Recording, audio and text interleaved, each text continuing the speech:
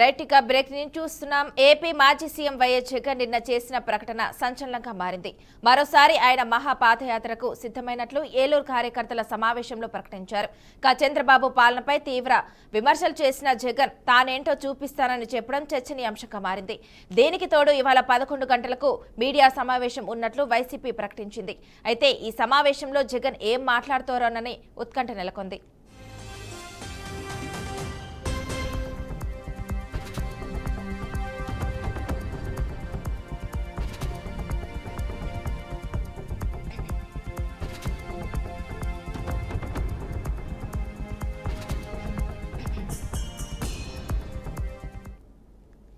AP మాజీ CM YS Jagan నిన్న చేసిన ప్రకటన సంచలనంగా మారింది. మరోసారి ఆయన మహాపాదయాత్రకు సిద్ధమైనట్లు ఏలూరు కార్యకర్తల సమావేశంలో ప్రకటించారు. చంద్రబాబు పాలనపై తీవ్ర విమర్శలు చేసిన జగన్ తానేంటో చూపిస్తానని చెప్పడం చర్చనీయాంశంగా మారింది. దీనికి తోడు ఇవాళ 11 గంటలకు మీడియా సమావేశం ఉన్నట్లు వైసీపీ ప్రకటించింది. అయితే ఈ సమావేశంలో జగన్ ఏం మాట్లాడతారో అని ఉత్కంఠ నెలకొంది.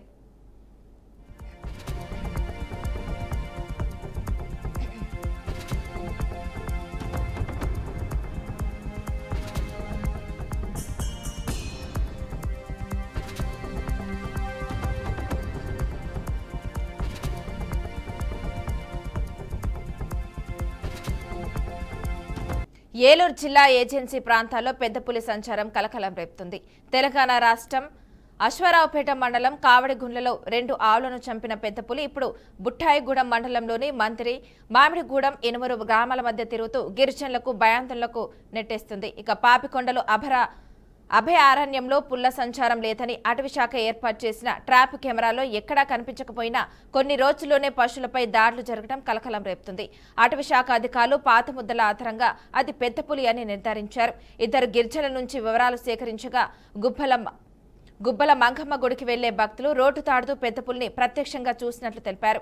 అధికారులు, పోలీసులు ఇనుమరు అంతర్వేదిగూడెం, పంతిరి మామిడిగూడెం గ్రామాల ప్రజలను రాత్రి పశువులను అడవికి మేతకు తీసుకెళ్లవద్దని అప్రమత్తంగా ఉంటారని హెచ్చరించారు.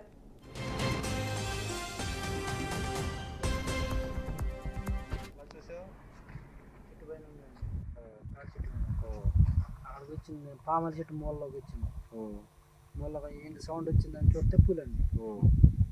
ఏ సౌండ్ వచ్చింది? గాండ్రించిందా? మామూలుగా మనిషి ఉరికి చూడని శబ్దం వచ్చింది. అలాగే సౌండ్ వచ్చింది, ఏదో వచ్చినట్టు అనిపించింది. చూసేసరికి పులి పామల చెట్టు దగ్గరకు వచ్చి ఆగింది.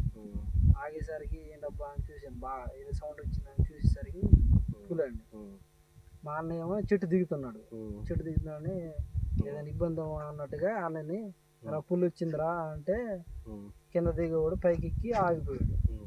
ఆగిపోయేసరికి ఆ మూలలో ఉన్నది అలా వచ్చి ఈరోజు ఉదయం ఈ రవీంద్ర రెడ్డి అనే అతను తాడి చెట్లు ఎక్కుతూ పెద్ద పులిని చూశానని మాకు ఫోన్ చేయడం జరిగింది. హుటాహుటిన మేము మా సిబ్బంది ఇక్కడికి చేరుకుని ఇతను ప్రశ్నించగా నేను స్వయంగా చూశాను, పెద్ద పులి నాకు తెలుసు, గాండ్రించింది, ఒక కారుకి ఎదురుపడింది, కారుని కూడా డాష్ ఇవ్వబోయిందని మాకు తెలియపరిచినాడు. వెంటనే మేము పాదముద్రలను వెతుక్కుంటూ వెళ్ళి పాదముద్రలు కూడా గుర్తించాము, ట్రేస్ అవుట్ చేస్తున్నాము.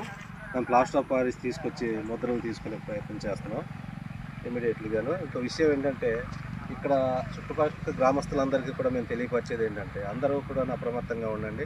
వాళ్ళ యొక్క పశువులను జాగ్రత్తగా కట్టేసుకుని జాగ్రత్తగా కాపలా కాయండి. ఈ పాదముద్రలు తీసుకొని మేము మా పై అధికారులకు తెలియపరుస్తాము. కాబట్టి ఇక్కడ వాళ్ళందరినీ కూడా మీరు చక్కగా ఎటువంటి భయాందోళన చెందొద్దని కూడా తెలియపరుచుకుంటున్నాం. దానికి హాని చేయొద్దు, పెద్ద పులికి ఎటువంటి హాని చేయొద్దని కూడా మీ అందరికీ విజ్ఞప్తి.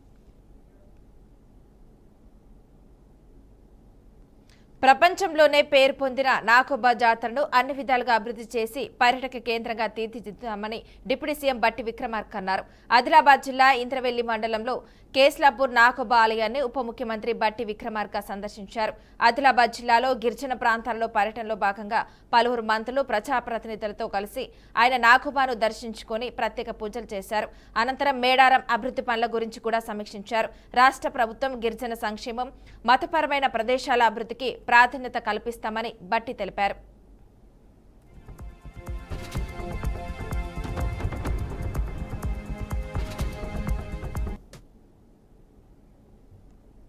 మెగాస్టార్ చిరంజీవి నటించిన మనశంకర వరప్రసాద్ గారు సినిమా విజయవంతం కావడంతో కడప జిల్లాలో రమేష్ థియేటర్ ఆధ్వర్యంలో మెగా పవర్ స్టార్ ఫ్యాన్స్ సంబరాలు నిర్వహించారు. థియేటర్ సిబ్బంది, జనసేన నాయకులు బాసిస్ బ్యాక్ అంటూ కేక్ కట్ చేశారు. కొత్త లుక్తో మా బాస్ ప్రజా ఆదరణ పొందారని డైరెక్టర్ అనిల్ రావుపూడి దర్శకత్వంలో విక్టరీ వెంకటేష్, మెగాస్టార్ చిరంజీవి కాంబినేషన్లో సినిమా సూపర్ హిట్ అయిందని హర్షం వ్యక్తం చేశారు. అన్ని వర్గాల ప్రేక్షకులను ఆకట్టుకుందని, సినిమాలో మెగాస్టార్ జీవించాడని ఫ్యాన్స్ కితాబునిచ్చారు.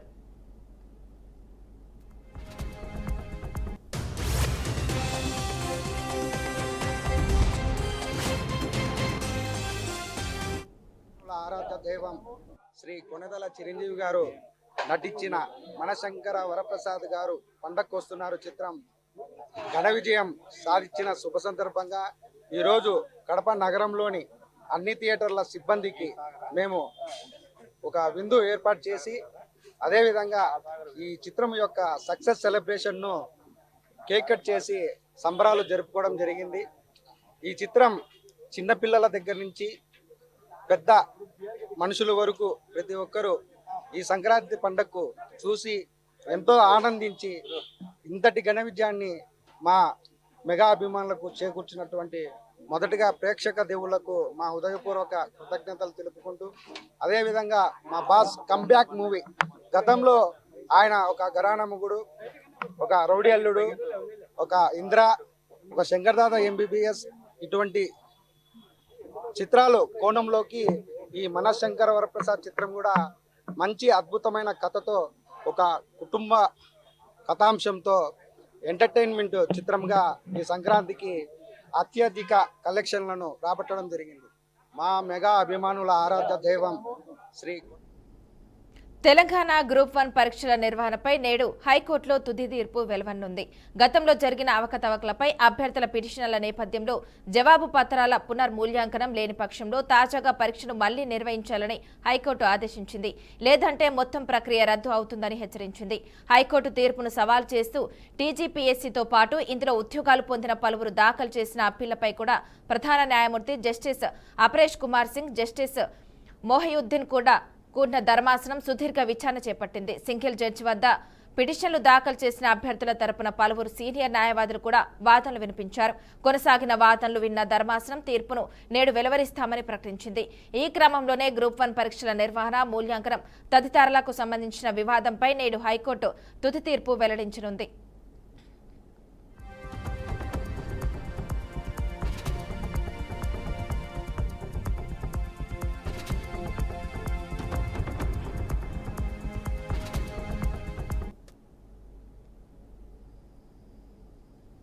స్విట్జర్లాండ్లోని దావోస్ వేదికగా జరుగుతున్న వరల్డ్ ఎకనామిక్ ఫోరం 2026 సదస్సులో అమెరికా అధ్యక్షుడు డొనాల్డ్ ట్రంప్ పాల్గొన్నారు.